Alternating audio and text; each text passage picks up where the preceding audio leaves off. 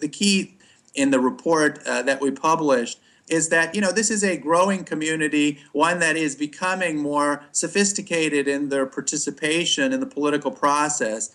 And while they still remain relatively small in terms of the national population, they are an important constituency that both Republicans and Democrats should be aware of in the coming elections.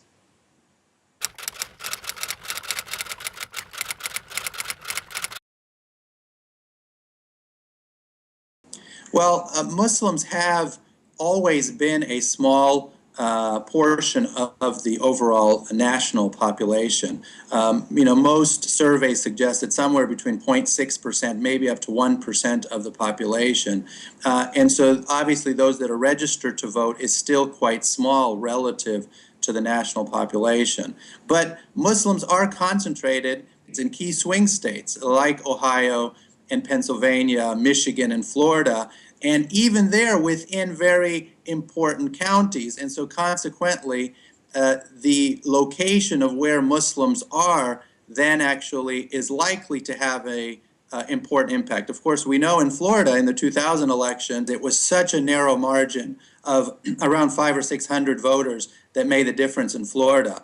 And so in that sense, any group could have made the difference in that elections. But Muslims, some suggest were about 60,000 that voted for George W. Bush, and therefore it was a significantly large enough number to make the difference in that election. And the same then could potentially happen again if the election were close.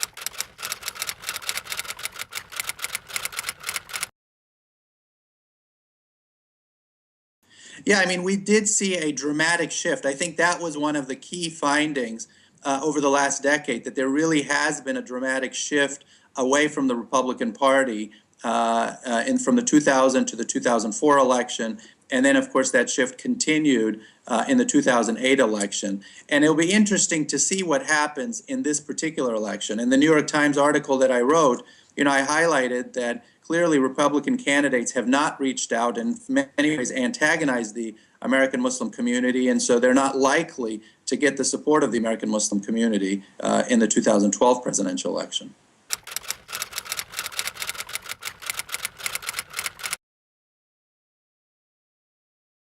I clearly think that the Muslims are likely to continue to support President Obama. It seems that that's the case, even though President Obama hasn't reached out as much to the American Muslim community. They're more likely to continue to support him just as they did in 2008.